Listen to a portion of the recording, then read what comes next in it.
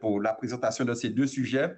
Je vais simplement dire à M. Marie-Sainte que je suis désolé qu'il ait attendu que nous ayons commencé le vote pour me faire cette proposition.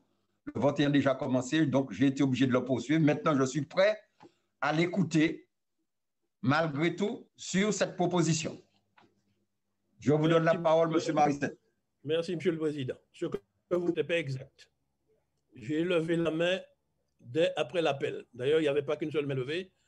Il y avait un autre collègue de mon groupe qui avait levé la main. Maintenant, comme vous ne l'ayez pas vu, il ne faut pas dire que j'ai levé la main pendant le vote. Pas exact.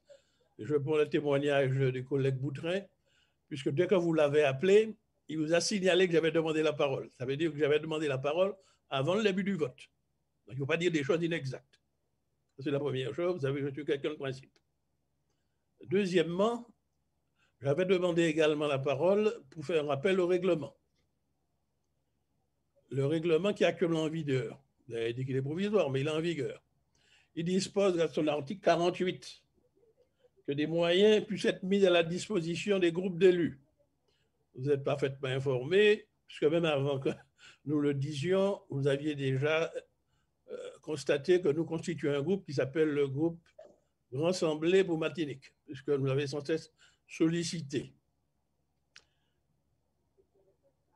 Je vous ai demandé officiellement que des moyens soient mis à la disposition du groupe.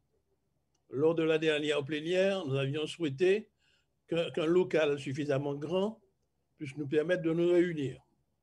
Vous avez opposé un refus pour un non-prétexte que des conditions sanitaires, etc., etc., de la distanciation. En même temps, je constate que vous êtes réunis, vous, comme l'autre fois d'ailleurs, dans une petite salle à proximité les uns des autres, mais vous nous aviez refusé ça. Ça, c'est la première chose. J'ai pris acte de ça et officiellement, lors de la réunion du bureau, je vous ai demandé, puisqu'on ne peut pas nous mettre une salle physique, que nous puissions disposer d'une salle virtuelle pour faire des réunions de groupe. Vous avez pris beaucoup de temps pour me répondre et hier, en fin d'après-midi, votre directeur de cabinet me fait savoir qu'une réponse m'était apportée, mais pas dans les conditions que nous avions souhaitées. Parce que vous nous aviez proposé de nous mettre une salle à disposition pendant 3 jours, hier après-midi à partir de 17h30 jusqu'à jeudi à partir de 30h, à partir de jeudi 30, mais sous le contrôle de votre cabinet et sous le contrôle des techniciens, puisque la salle n'est pas à notre disposition, les codes nous sont fournis par les techniciens, c'est-à-dire nous n'avons pas la maîtrise de cette salle. Ce n'est pas ça que nous avions demandé. Donc je reformule officiellement devant tout le monde, que ce soit public, que des moyens soient mis à notre disposition, comme le stipule le règlement. Je cite l'article 48, puisque c'est dans la rubrique de télécommunications, puisque vous nous dites qu'on ne peut pas le faire en physique.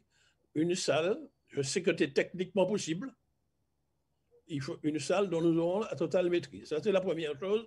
C'est ce rappel au règlement que je voulais faire. Je vous ai d'ailleurs répondu par mail hier soir à la proposition qui nous a été faite. Maintenant, concernant les points d'urgence, curieusement, vous avez mis un point d'urgence concernant, je ne sais pas d'ailleurs quelle est l'urgence, pour compléter les représentations, prétextant que mon groupe n'avait donné que des noms de titulaires pour les organismes et que tant qu'il n'y avait pas les suppléants, ça bouquait tout. Ça me paraissait assez curieux. Bon, en tout cas, nous n'avons pas d'objection particulière pour ce qui concerne les commerçants. Voilà ce que je voulais dire, mais retenez que j'avais demandé la parole, donc il faut être vigilant pour regarder votre écran dès à la fin de l'appel des présents, avant même que le vote ne commence. Merci de m'avoir permis de le dire.